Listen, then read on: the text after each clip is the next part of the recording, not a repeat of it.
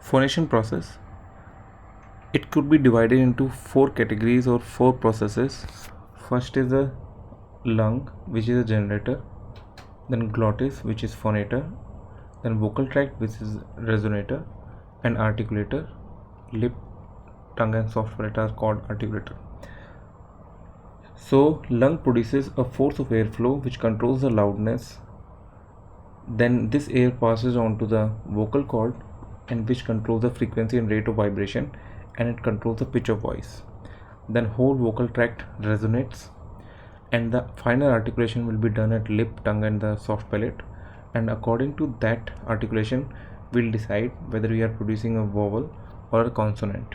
Vowels are produced by changing the shape of the cavity. Consonants are produced by complete obstruction in the oral cavity. And there is a distinction in consonants which depends on 3 things: place of obstruction, patterns of obstruction, and the state of larynx during the obstruction. Place can be lip, palate, tongue and alveolus, which can obstruct the airway in oral cavity. The patterns of articulation will be called plosive, fricative, affricative, nasal, approximant and late approximant. Plosive examples are PB, fricative is FZS, affricative is DZ, nasals are MNG, approximants are WY, late approximants is letter L. State of larynx decides whether these are voiced or voiceless. Voiced means where true vocal fold is vibrating and producing a voice which can be modified by articulator, or whether larynx is not producing a voice or voiceless consonants. Now the phonation, actual phonation, which depends on the phonator, which is a glottis.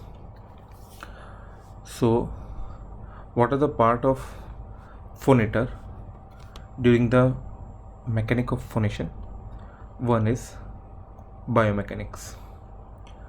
During the respiration, at the rest, how the glottis behaves. And the signal of phonation, which depends on neuroanatomy. The phonation at glottis, a complete vibratory cycle. Modification at glottis by mechanoreceptor. So at rest or biomechanics is while quiet respiration, glottis or phonator moves slightly like this. At forceful inspiration, it goes into fully abduction and down movement like this. At forceful expiration, it goes slight adduction and up movement like this. On phonation, this is at rest, this is on phonation. With expiration, there is a adduction. What is a neuroanatomy? Neuroanatomy states a signal of phonation which can be controlled by cortex. Signal goes to the subcortex. Cortex produces voluntary phonation signal generation. Subcortex produces involuntary phonation or reflex action. There is called pre-aqueductal gray, which controls the involuntary phonation, emotional state and pattern recognition of muscle coordination with respiration in the lung. This pre-aqueductal gray gives signal to the NRA, nucleus retroambiguous of cranial 9, 10, 11. This nucleus retroambiguous is a adduction generator at larynx, which modifies the voice, and respiratory pressure regulation. This is how neuroanatomy is controlled. Next is vibratory cycle and mechanoreceptor. Now, what happens at the cortex area? It gives a signal to the brainstem, which gives ipsilateral and contralateral signals. Ipsilateral cranial 10, contralateral nucleus retroambiguous, and it gives signal for prephonatory tuning and which maintains the length, tension and the position of the vocal cord.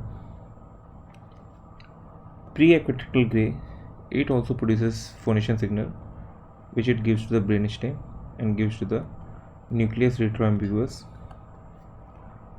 and this gives signal to the respiratory pressure and the vocal fold reduction, and the speech happens. So this is not retroambiguous. So cortex area and pre-equatorial gray. Pre-equatorial produces the modification complete speech. Cortical area maintains pre-phonatory tuning. Now phonation or voice production at the larynx or the glottis.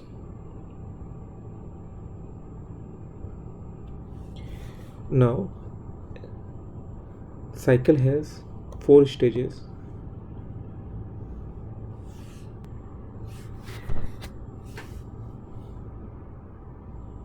Pre-phonatory phase of inspiration, phonatory phase 1, 2 and 3.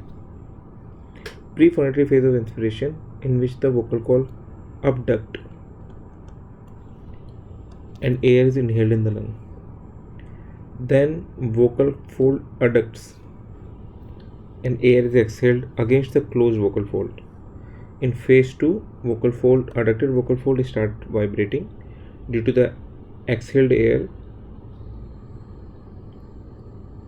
raising the pressure above the phonatory threshold pressure, which depends on the size, length of the vocal cord, tension and viscoelasticity property. In phase 3, vocal cord recoils due to the Bernoulli theorem and it produces complete vibratory cycle. And vibratory cycle is a adduction going into the aerodynamic separation, going into recoil, then again adduction. And there are 3 phases of this vibratory cycle: vocal cord adduction stage, aerodynamic separation stage and the recoil stage. Aerodynamic separation, if we look it closely, according to the cover body theory, there are 4 stages of aerodynamic separation. These are opening state, opened state, closing state, closed state, like this.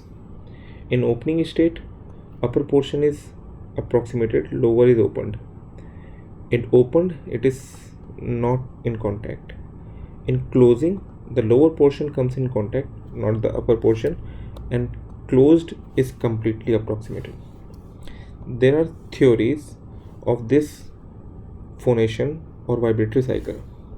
It was one mass theory, which says vocal cord moves in a single structure.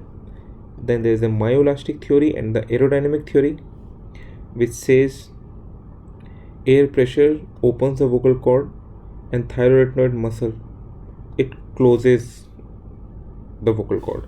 So myoelastic aerodynamic theory. There is a 3 mass model which says vocal cord has 3 masses, upper, main and the lower. Upper small mass is the mucosa, which is called cover. Middle main large mass is called the thyroid muscle. Lower small mass is called the mucosa or cover. So it has a cover, muscle, then cover. That was 3 mass model. But cover body theory, it says the vocal cord has only 2 parts, cover and body. Mucosa is called cover, the body, which is thyroid muscle, is called body. Then there is a neurochronaxy theory of recurrent laryngeal nerve, which produces a thyroid contraction and adducts. Now, what are the normal variants characteristic of glottic cord adduction and vibration? Normally, there is an incomplete anterior vocal cord closure or anterior gap in old age women. There is an incomplete posterior vocal cord closure or posterior gap in young middle aged women. So in female के अंदर anterior vocal gap और posterior vocal gap normally मिल सकता है, depends on the age. Now What are the vocal registers for this phonation? There are three types of vocal register. One is loft, second is model, third is pulse. Loft register records high frequency, model register records fundamental frequency, pulse register records lowest frequency. High register or loft register is also called falsetto. Model register is termed as a chest voice, head voice, and middle heavy voice. Pulse register is called as vocal fry, glottic fry, or creaky voice. And the states of vocal fold in the falsetto or the loft register will be thin, tensed, and lengthened vocal fold, which vibrates very minimally from 275 Hz to 1100 Hz. In model register or chest or head middle heavy voices, the lowest nose larynx will be pulled down. The low nose intrinsic muscles relaxes. So there is complete adduction which vibrates in a rolling motion in figure of 8 on a cross sectional which looks like a triangle.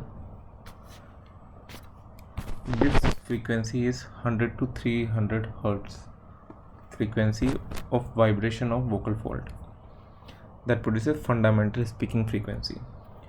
On pulse register the frequency is 20 to 60 Hz. It is called the vocal fry and glottic fry creaky voice, and in this vocal fold will be in long closed phase. What is the modification of glottis? These are produced by mechanoreceptors which are capsulated or non-capsulated nerve endings. Weick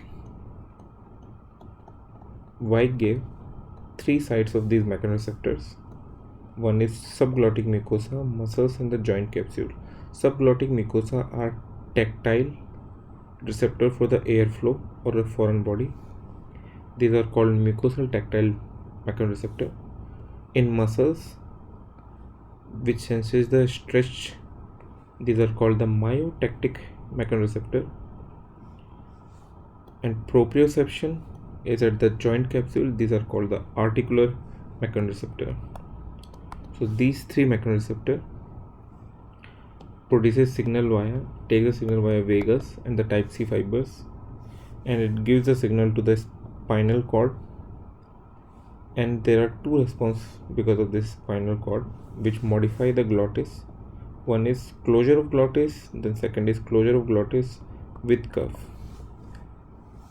Supraglottic stimulation and glottic stimulation can cause closure, and subglottic stimulation will be producing the cuff.